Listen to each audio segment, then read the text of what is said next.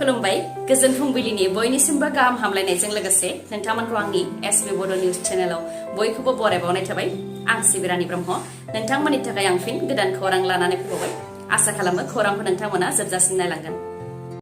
दुखुनि खौरां फुख्रियाव दुगैनो थांनानै नखरसेनिनो बिदा आरो फंबायनि जिउ खहा फैलाव नार्जारी आरो खुनाल नार्जारीया फुख्रियाव दुगैनो थांनानै जिउ खोमानो गोनां जादों जायनाखि दा दैज्लां बोथोर दैमा फुख्रि आरो बिलोफोर नुयोब्ला गथ'फोरा दुगैनो गोसो जायो आरो दुगैनो थांनायावनो खैफोदखौ बजबनानै लानो गोनां जायो बेनिखायनो बेनि सायाव बिमा बिफाया नोजोर लाखिनाया गाहाम गुबैयै दैज्लां बोथोराव नोजोर लाखिनाया गाहाम मानोना दासान्दि फ्राय उन्दै उन्दै गथ'साफोरा दैयाव दुगैनो थांनानै थैनो गोनां जागासिनो दङ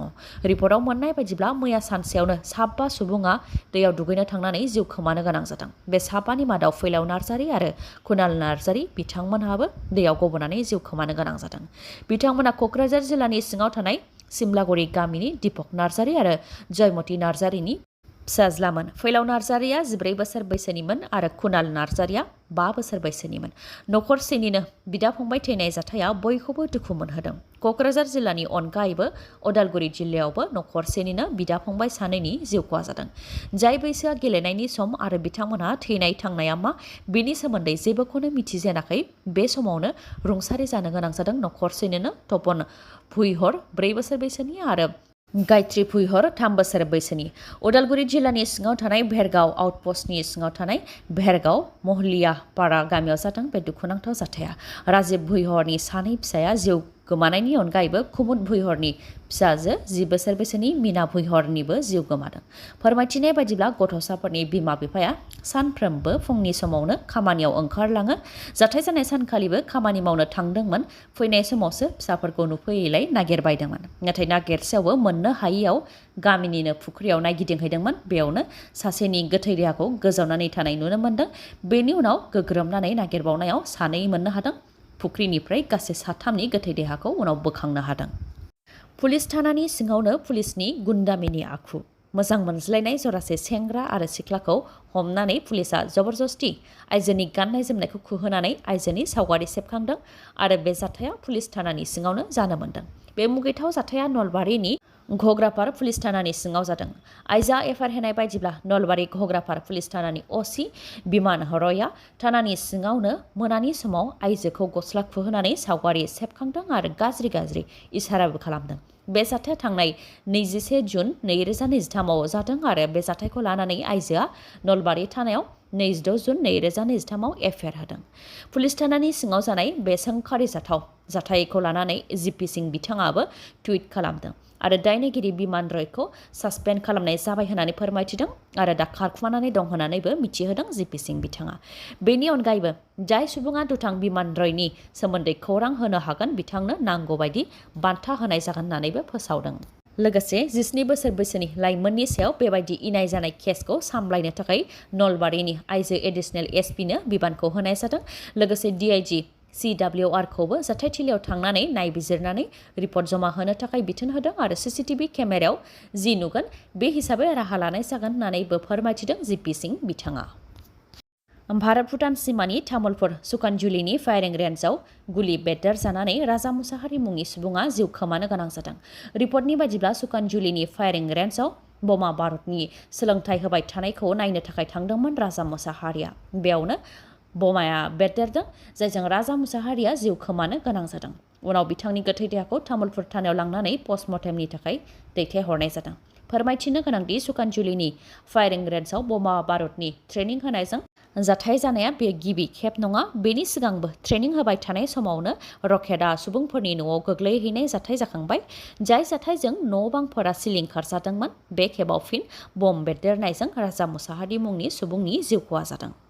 जों जेनबाय विधानसभा बियाब आरो लकसभा बियाब दाफामनायावबो जों जेनबाय आरो बियाब दाफामनायखौ लानानै क'क्राझार सेक्रेटारियेट मावख'नि मोखाङाव जि बमा गावदों बेयो खम जादों जायफोरा बमा गावदों बिथांमोनहा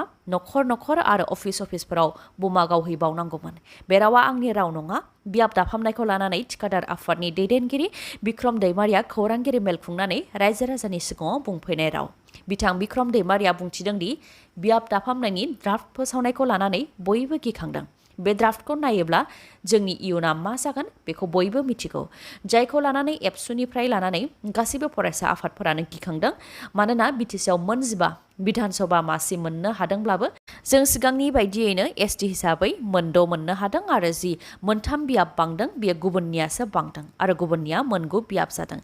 दिनैनि दिनाव बिटिसिआव गुबुननिया मोनगु बियाब आरो जोंनि अदेबानि एसटि रिजार्भआ मोनद' बेनिखायनो जुदि राजखान्थिनि बेलायाव दावहा नाङोब्ला जों जेनखानायखा आरो बे जेननायनि थाखाय बमा गावनानै रंजाबाव होननानै बुंथियो बिक्रम दैमारिया लकसभानि बेलायावबो जोंनि जेननाय बिटिसिनि मोनद' बिधानसभा बियाबखौ दरंनि मोनबा बिधानसभा बियाबजों सरजाबहैनानै दरं लकसभा बियाब दादों जोंनिया मोनद' जानायनि उनावबो मोनबाजों थाहैनो गोनां जादों बेयावबो जों जेनबाय आरो बे जेननायनि थाखाय मानो बमा गावबावाखै होननानै बुंथियो बिक्रम दैमारिया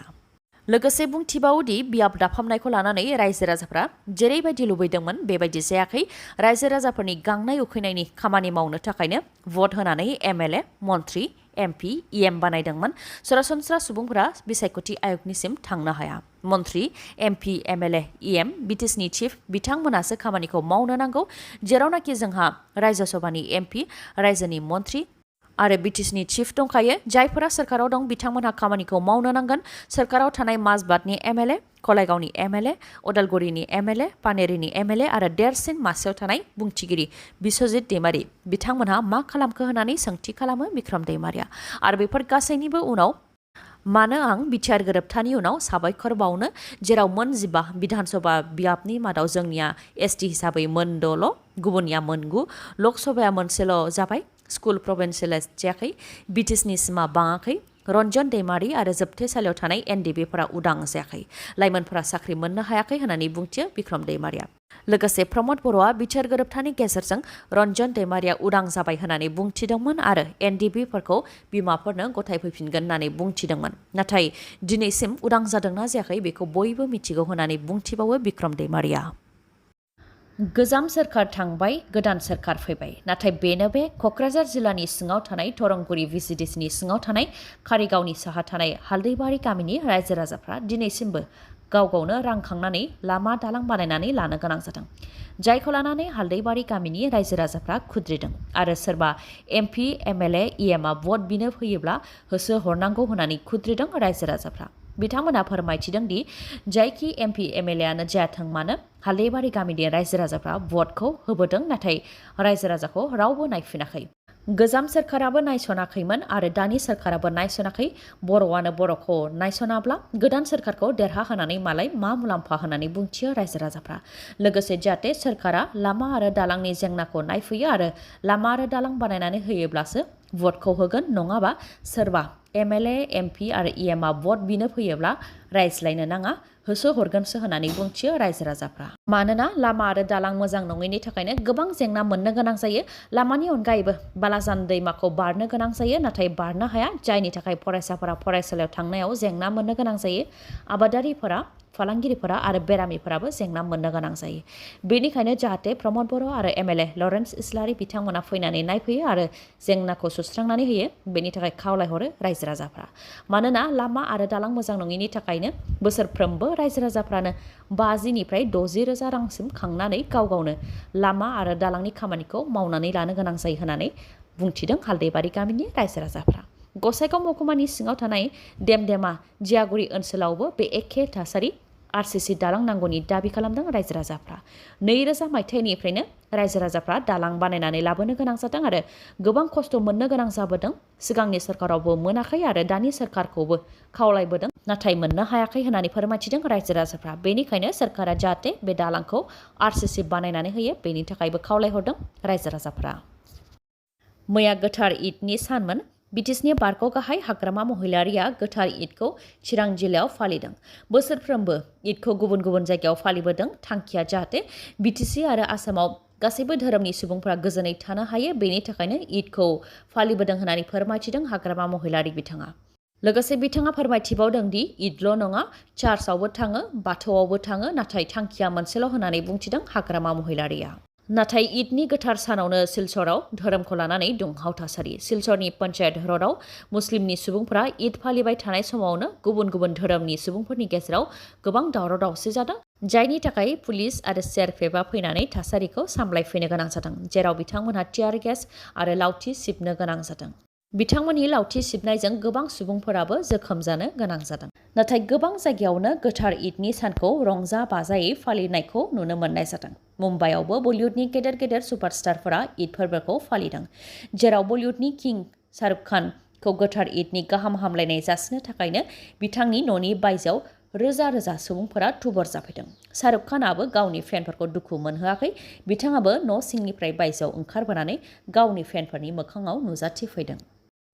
दिनैनि खौराङा एसेनोसै। खौरांखौ जोबजासिम नायनायनि थाखाय गोजोन्थों। नोंथाङा आंनि चेनेलाव गोदानबा सानफ्रामबो फुंनि समाव खौरां मोननो थाखाय चेनेलखौ साबस्क्राइब खालाम आरो बेल आइकनखौबो क्लिक खालाम। लोगोसे खौरांखौ मोजां मोनदोंबा लाइक, कमेन्ट आरो शेयार खालामनो दाबाव। गोजोन्थों।